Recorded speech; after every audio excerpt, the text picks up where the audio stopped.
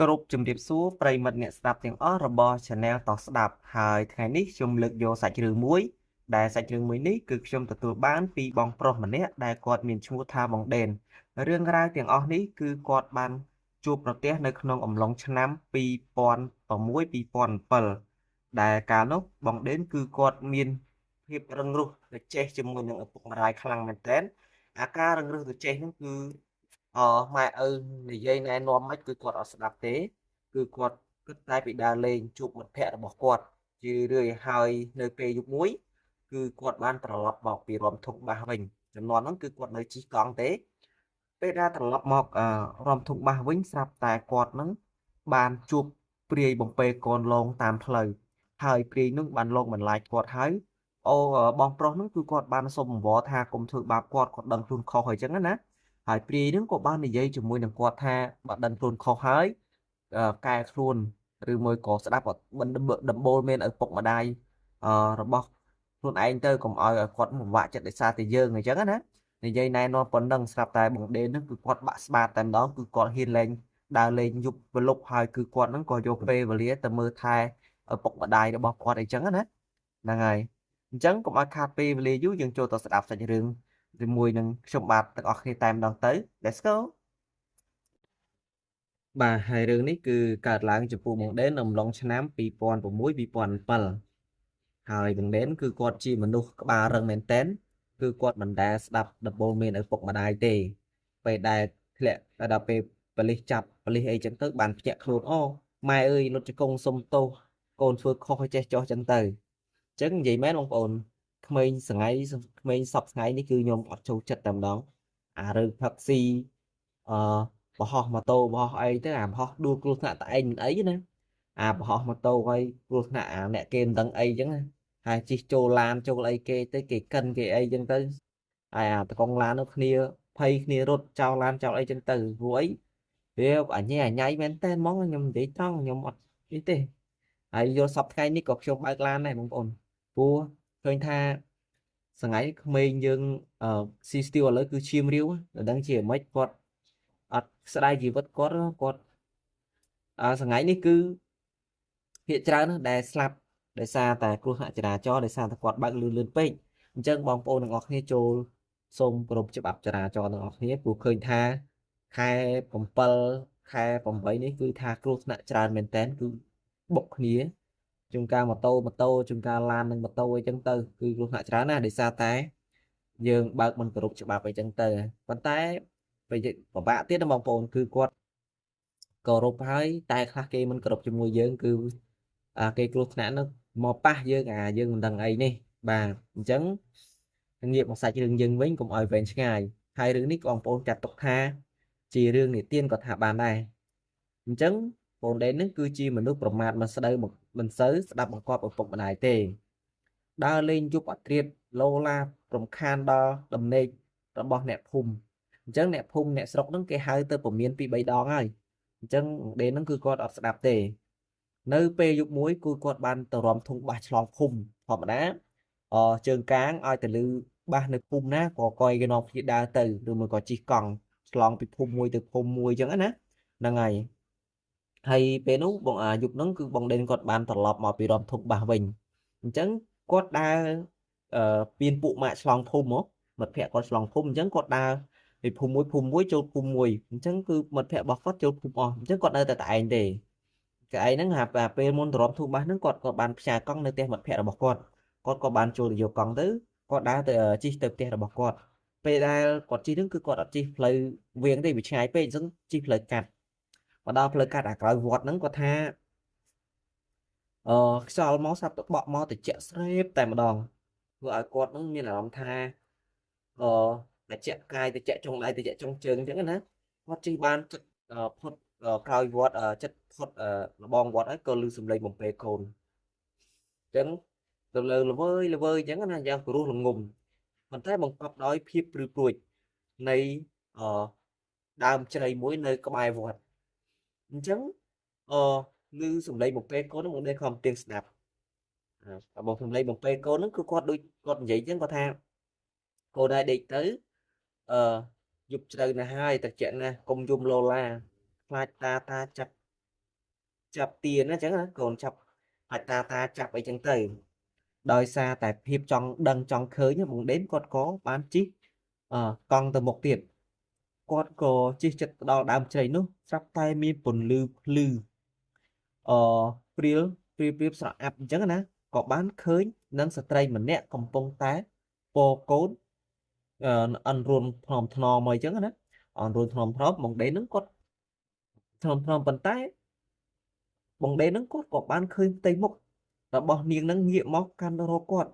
hay bóng đế nâng cốt thấy dạng khẳng để thà cốt thốt chất á hay tây mốc có đó bỏ niềng đài bóng bê cố nâng cơ min mục tịch mục sợi slang khẳng mình tèn hay này với lăng có hòm đôi chiêm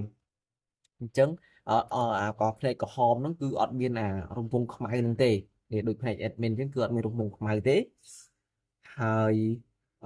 niềng có bán bọn đến cứ quạt flop lư đấy ai săn bàn thá săn than thá cứ chỉ pri bồng bể cồn chân nhẹ đa nơi khung nút bàn cặp thá cứ chỉ coi tài hóng càng lon cài xả há bọn đến flop tài lư nhớ nó bàn tay cứ quạt đài chụp tề bàn tay quạt chụp đó cứ quạt phay rồi thốt trong nhòa bể đồ ngay chẳng hạnហើយបងដេនក៏បានប្រឹងធាក់កង់រត់ទៅមុខដែរប៉ុន្តែគឺគាត់រត់អត់រួចទេជើងគាត់រឹងព្រឹសដល់ដល់ឃើញអញ្ចឹងគឺគាត់ទៅរួចបណ្ដោយគាត់ថារឹងកញ្ជ្រឹះចង់ទៅមុខក៏ទៅមិនរួចធាក់ទៅក្រោយក៏ទៅមិនរួចហើយពេលហ្នឹងណារួចក៏អឺព្រីនោះចង់ថាព្រីនោះក៏បានសម្លក់គាត់ដោយមិនដាក់ភ្នែកអញ្ចឹងគាត់ក៏អឺសួរទៅកាន់ព្រីនឹងថាអស់សំទោសព្រីនឹងក៏បានសួរទៅបងដេនថាចេះថាអ្នកកំឡោះហេតុអ្វីបានជាឯងដើរលេងយប់ជ្រៅមិនតន់ចូលផ្ទះតើឯងមិនដឹងទេថាមានមនុស្សជាច្រើនដែលរងចាំបារម្ភដែលមានមនុស្សជាច្រើនបារម្ភពីឯងព្រីយត់បាននិយាយអញ្ចឹងណាគាត់និយាយទៅកាន់បងដេនហើយព្រីនោះក៏បានបង្ហាញនិមិត្តឲ្យបងដេនឃើញថានៅក្នុងផ្ទះរបស់គាត់មានម្ដាយចាស់ជរាកំពុងតែអង្គុយងាកអើតមើលកនៅក្រោមអើតមើលករួមនឹងចង្គៀងប្រេងកាត់ចាំមើលផ្លូវបងដេនហ្នឹងត្រឡប់ទៅផ្ទះវិញហ្នឹងហើយត្រឡប់ទៅផ្ទះវិញរងចាំផ្លូវកូនគាត់ចឹងណាហើយដោយក្តីបារម្ភពីសុខភាពពេលនោះក៏បាននិយាយបន្តទៀតថាកាលខ្ញុំនៅរស់គាត់និយាយពីប្រវត្តិគាត់វិញទៅកាន់ប្រាប់បងដេនណាហើយរឿងនេះក៏ចូលដូចជារឿងនិទានវិញដែរបងប្អូនហើយសន្តានាគ្នាថ្ងៃពេលនោះគាត់ថាកាលខ្ញុំនៅរស់ខ្ញុំធ្វើបាបចិត្តឪពុកម្ដាយដែលស្លាប់ដែលនឹងបាទសំទោសខ្ញុំធ្លាប់ធ្វើបាបចិត្តឪពុកម្ដាយដែលមិនស្គាល់ពាក្យស្ដាប់ដំបូលមានគាត់ឡើយអញ្ចឹងមានន័យថាព្រាយហ្នឹងគឺគាត់ធ្លាប់ធ្វើខុសចំពោះឪពុកម្ដាយរបស់គាត់គឺគាត់មិនដែលស្ដាប់ពាក្យដំបូលមានរបស់ឪពុកម្ដាយគាត់ទេអញ្ចឹងណាហ្នឹងហើយគាត់ក៏បាននិយាយទៀតថារហូតដល់ខ្ញុំស្លាប់ទៅគ្មានឱកាសបានតបស្នងសងកូនគាត់វិញទេហើយឥឡូវនេះខ្ញុំត្រឡប់ខ្ញុំត្រូវវល់នៅបំពេកូននៅភាពងងឹតចឹងណាបងប្អូនគាត់បាននិយាយប្រាប់គ្នាថាខ្ញុំនៅភាពងងឹតដោយសារតែសេចក្តីស្ដាយក្រោយនៅបើឯងនៅមានឱកាសគាត់និយាយទៅកាន់បងដេនអញ្ចឹងណាបើឯងនៅមានឱកាសអូយបងប្អូនរឿងបល់នេះបងប្អូនស្ដាប់បល់មែនទេបងប្អូន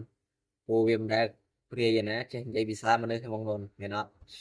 ហ្នឹងហើយតែបងប្អូនជឿមិនជឿអាហ្នឹងស្ដាប់ជាការកំសាន្តចុះហ្នឹងហើយគាត់ក៏ខ្ញុំត្រូវបំពេកូននៅភាពងងឹតដោយសេចក្តីស្ដាយក្រោយ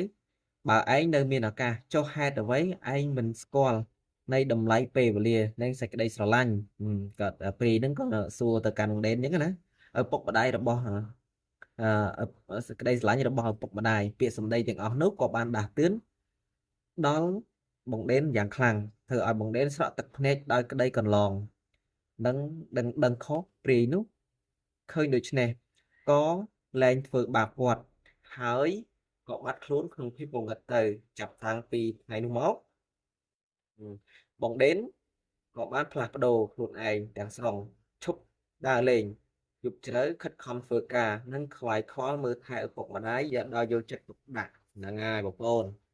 រឿងក៏វាអញ្ចឹងហើយនេះជាតម្លៃសាច់រឿងនៅក្នុងអប់រំរឿងនេះត្រូវស្គាល់តម្លៃពេលវេលានិងសេចក្តីស្រឡាញ់របស់ឪពុកម្ដាយ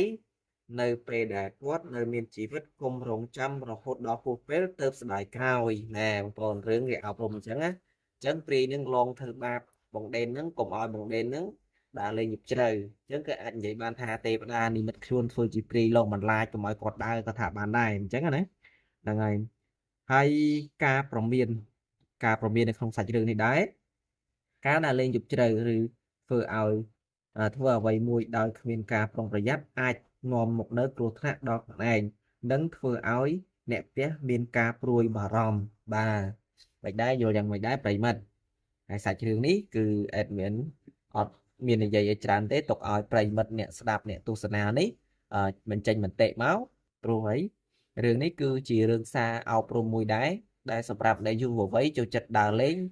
ហើយក៏មិនសូវជាមានពេលវេលាឲ្យឪពុកម្ដាយហ្នឹងហើយអត់មានអ្វីនិយាយច្រើនទេហើយខ្ញុំបាទ admin ឧត្តមនេះក៏សូមអរគុណនិងសូមគោរពលាជួបគ្នានៅវីដេអូក្រោយៗទៀតបាយបាយ